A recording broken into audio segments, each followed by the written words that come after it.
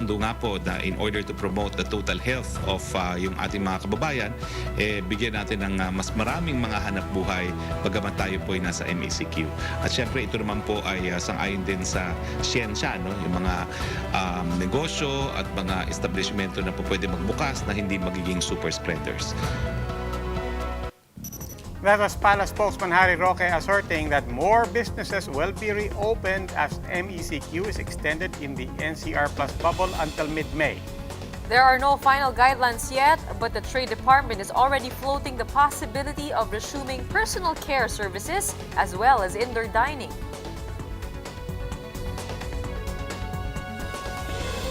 Good evening, I'm Gretchen Ho.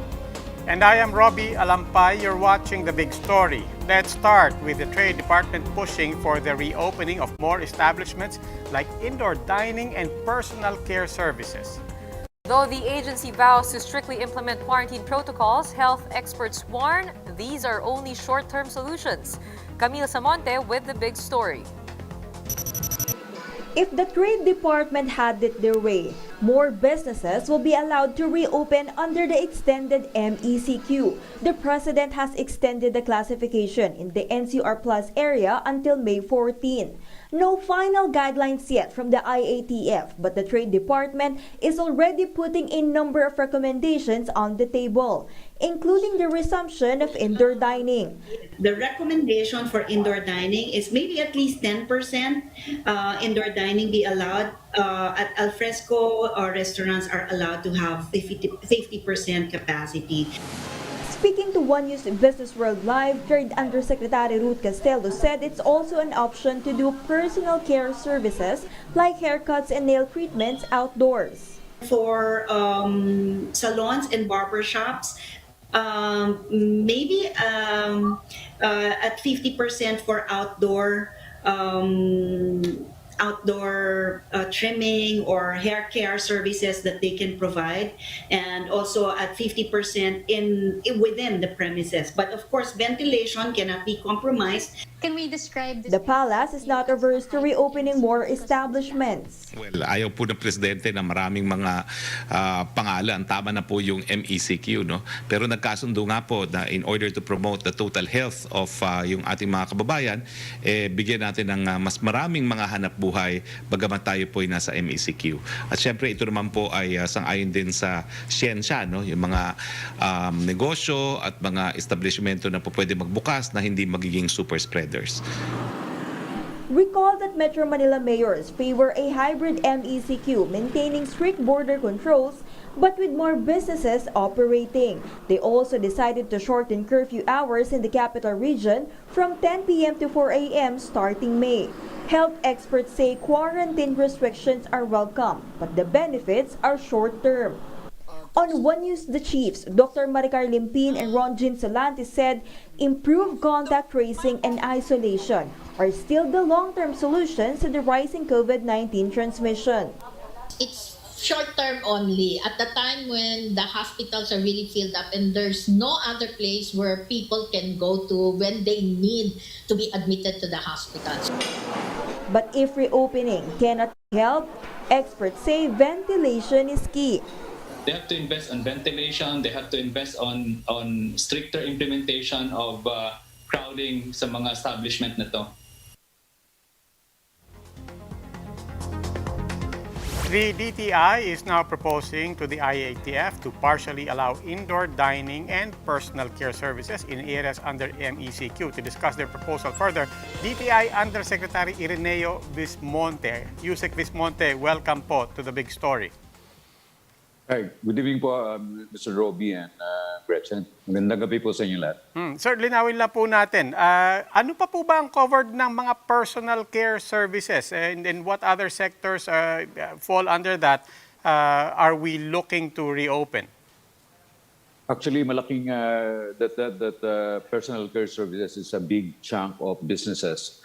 But as just a moment ago, the IATF has already allowed the resumption of the opening of the some personal care services, particularly barber shops, beauty parlors, and beauty salons, plus those offering nail spa. to resume at 30% on-site capacity. But there is also an option to increase this capacity once they obtain their safety seal certification.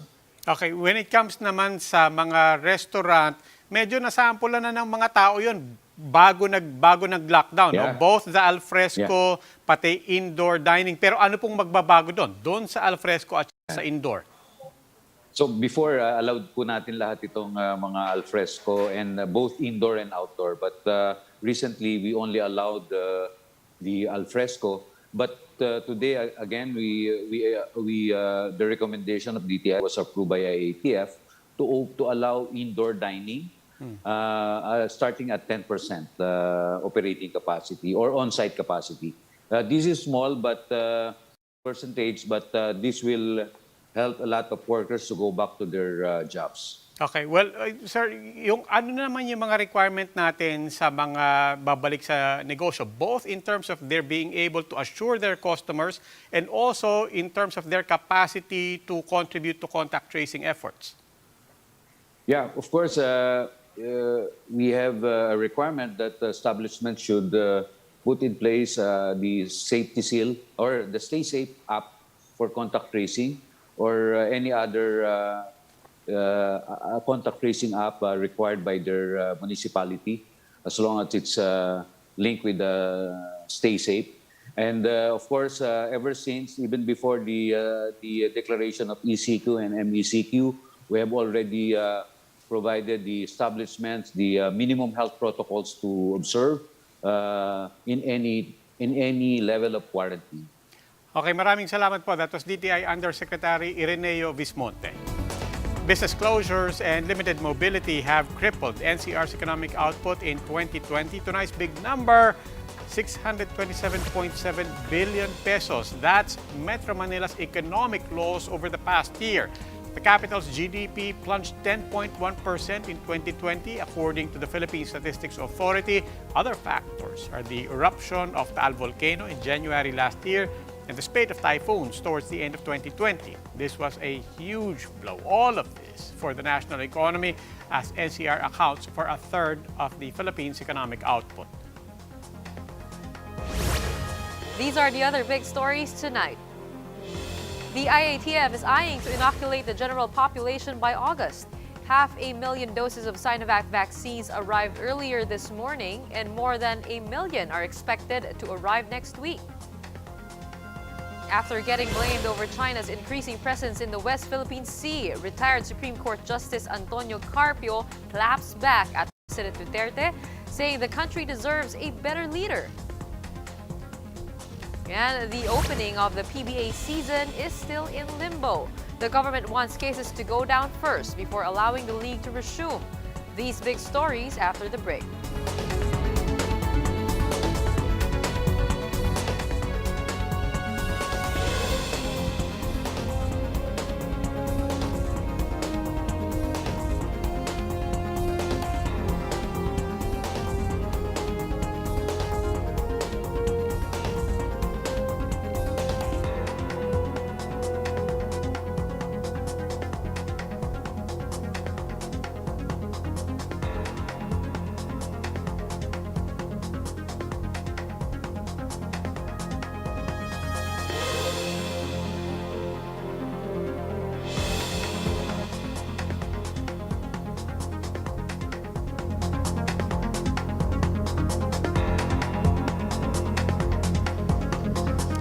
Good evening. You're still watching The Big Story. I'm Robbie Alampay.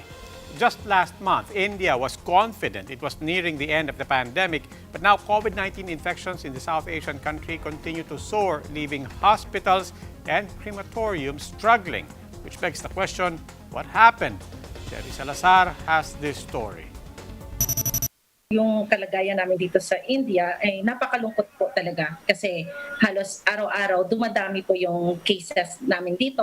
And of course, hindi po maiiwasan niya na medyo maparanoid ako. Takot na po dahil po nag-iisa lang po ako dito sa bahay, lahat po kaya hindi po ako lumalabas. Tapos we cannot help each other because we cannot go out. Meljun Umandam Banswal and Victoria Singh are just two of the thousands of Filipinos in India, living in fear as the South Asian nation battles a new explosion of COVID infections. In early March, India's health minister said they are at the end game of the pandemic. Daily infections then were at their lowest since September, and India had become one of the biggest COVID-19 vaccine exporters in the world. But these days, skies over India are black from the funeral pyres of COVID-19 victims. In the past 3 days, more than 1 million patients were added to India's growing caseload. What went wrong?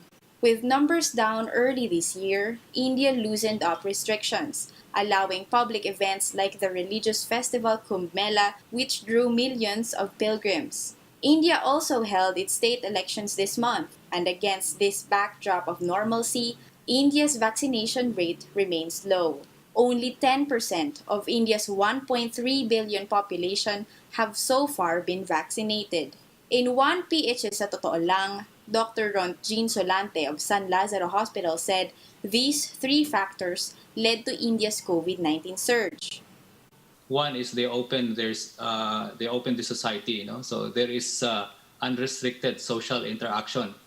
Pangalawa, variant-driven, more infectious variant is a possibility. Of course, pangatlo, I always imply this, low vaccine coverage. Solante warned that it's not far-fetched for the same to happen in the Philippines.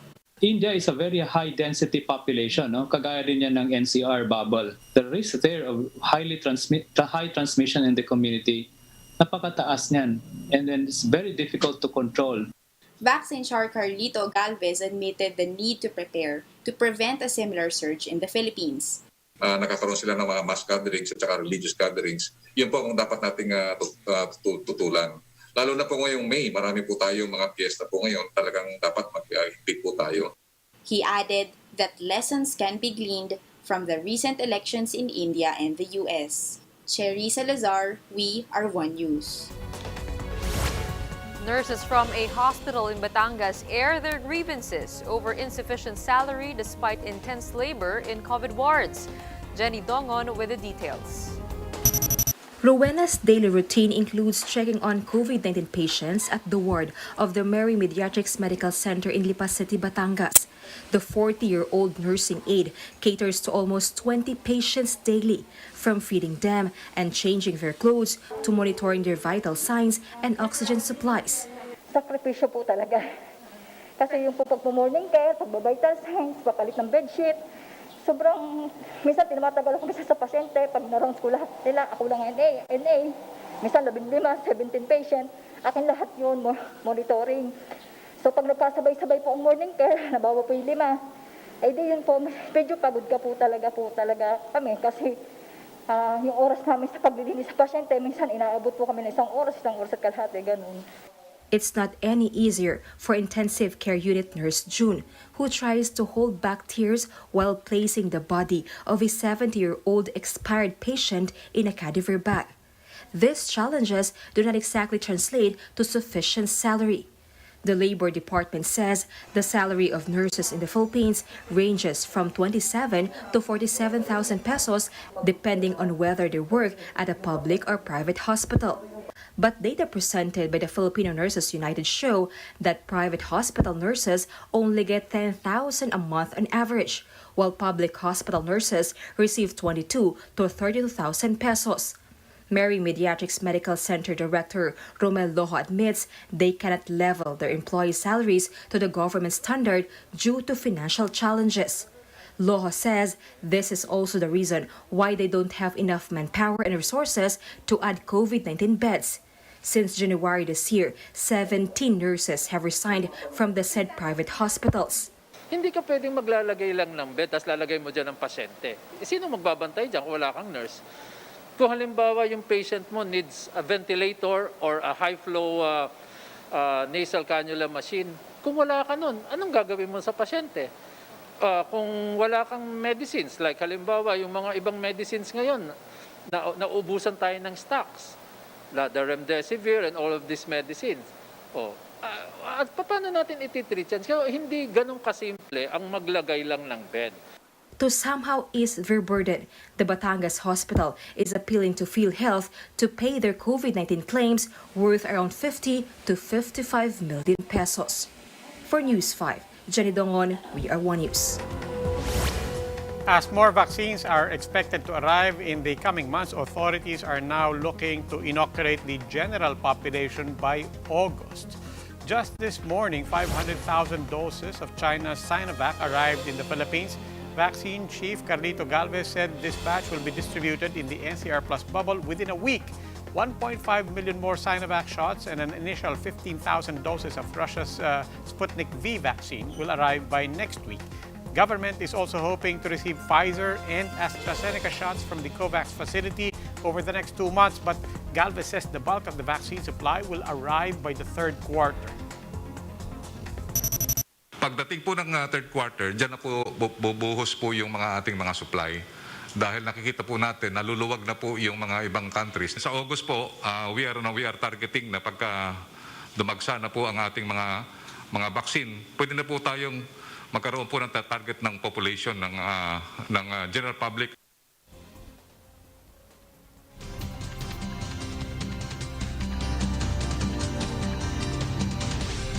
Time for an express look at some of the day's big stories.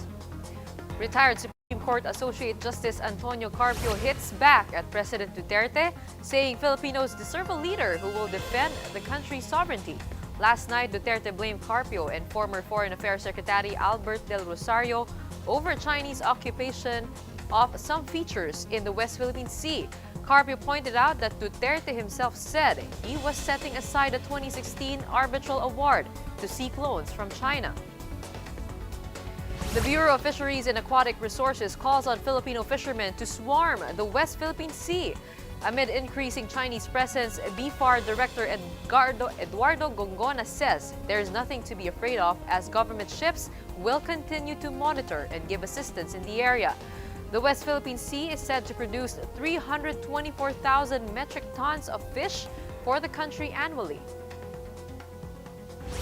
The Labor Department says COVID-19 has been included in the list of occupational and work-related diseases. This means workers who were infected by the virus could receive compensation via the Employees Compensation Commission. The ECC is mandated to provide various services and compensation packages to employees and their dependents in the event of work-related illness, injury, or death.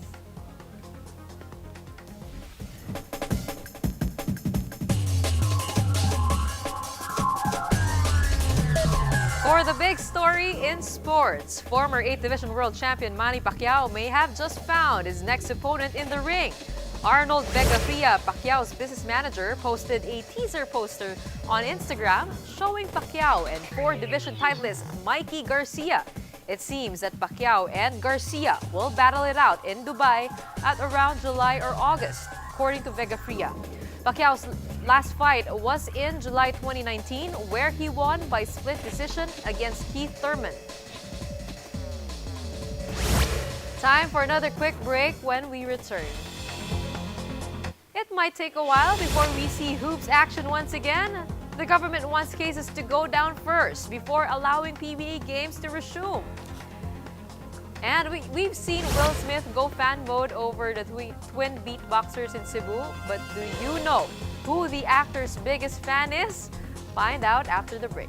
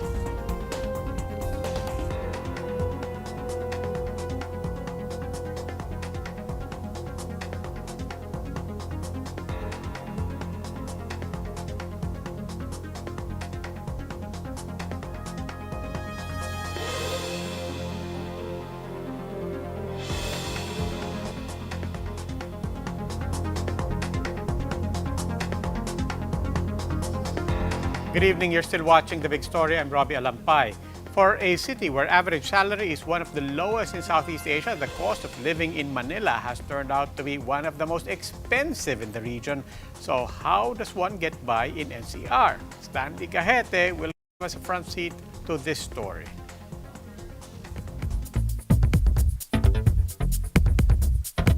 Manila is Southeast Asia's third most expensive city to live in, according to a recent research, despite having the lowest average salary for the working class.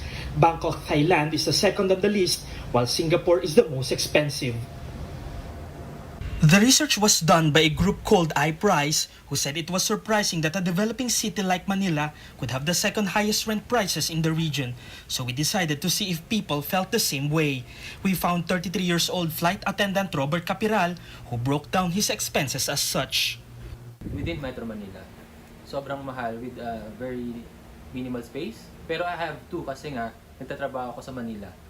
20,000 pesos goes to amortization, around 10,000 monthly goes to transpo and groceries, another 5,000 for utilities, and lastly, 10,000 pesos for his family. Robert is left with no savings even after many years of working. Kung walang savings, sige, wag muna. Parang kailangan lang natin mabuhay, parang ganun. We also found accountant Resty Perez, who says his income doesn't go very far these days. Nung medyo bata-bata pa ako, the 700 pesos na pamalengke, puno na yung bayong. Ngayon, bumili ka, isang supot na lang yung 1,000 pesos. iPrice said the average monthly cost of living for a single person in Manila is at 50,798. Now contrast that with the average net salary in the city of 18,900 a month, which is the lowest among the ASEAN countries included in the report. In short, the average cost to live in Manila is 168% higher than the average salary of its citizens. But some experts question the study. Hindi natin alam kung ano yung income class na kinabibilangan nila at saang parte sila ng Manila.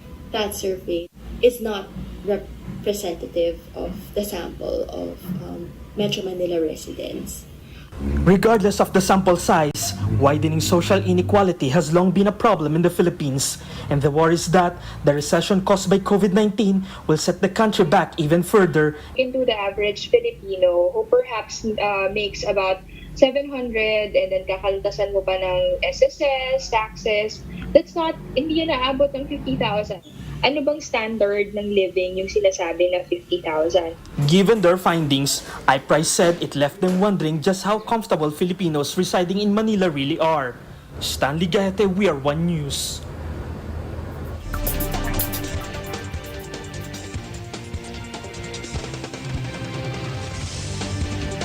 Let's take a look at the biggest stories on print and online.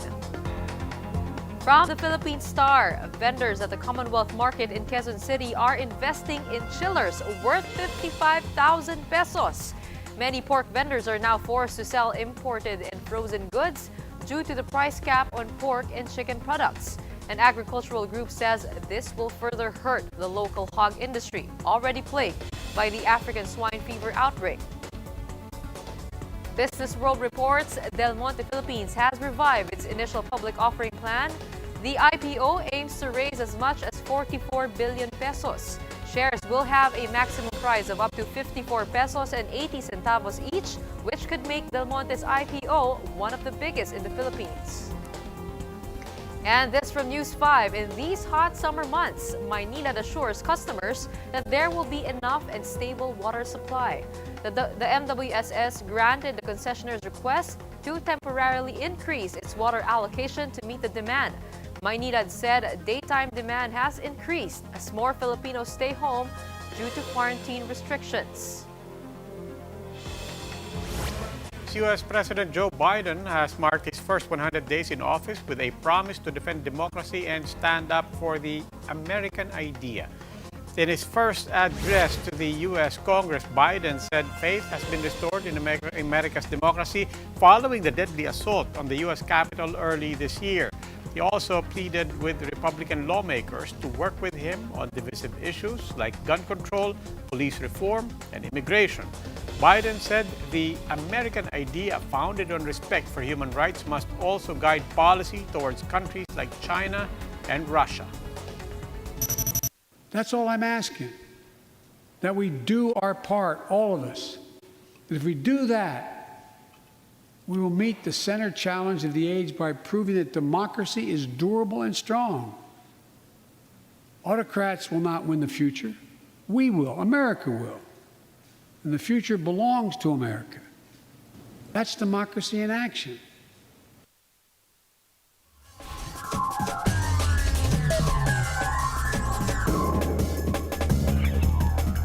Another big story in sports. The national government will only allow the PBA to open its 2021 season should the number of COVID-19 cases go down. PBA Commissioner Willie Marshall bared the conditions set by Malacanang following their meeting with Executive Secretary Salvador Medialdea and Senator Bongo. Marshall said the league will still not be allowed to open even if the entire PBA family has been vaccinated. The PBA is pushing for a closed-circuit setup which allows teams to go home after games and practices. But even if the cases go down, Marshall says the PBA will still have to appeal for the IATF's clearance. Yesterday, we talked about how Cebu's twin beatboxers got a new fan in Will Smith. Tonight, we shall meet the actor's biggest fan. On Instagram, Will Smith posted a video of a raccoon on his rooftop, fitting itself into a slim pipe leading into his room. The video then cuts to the next shot with his iconic action buddy Bad Boys playing on TV. And the camera pans right and we see the furry fella cozying itself on the sofa and eating popcorn. Will proclaimed the raccoon his biggest fan.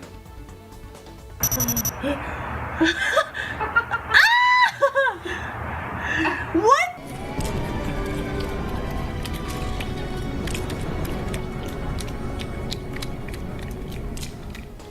You know, these animals are such great stress relievers. Really? We got a dog this pandemic and it takes away all of our stress every time we see it.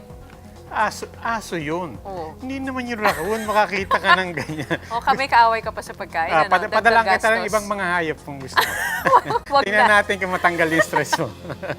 That wraps up today's big story. Catch us again tomorrow at 8 p.m. on Signal Channels 8 and 250. Please like our Facebook page, One News. For more in-depth analysis, visit our webpage, onenews.ph. Mask on. Wash hands. And stay safe, Philippines. Ako po si Robbie Alampay. At ako naman si Gretchen Ho. We are One News. Have a good evening.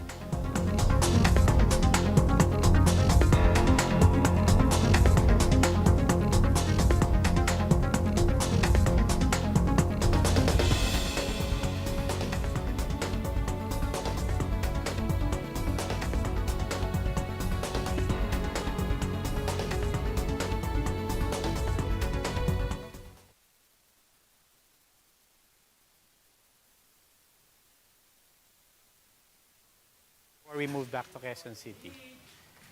May dog kami, ni-smuggle namin.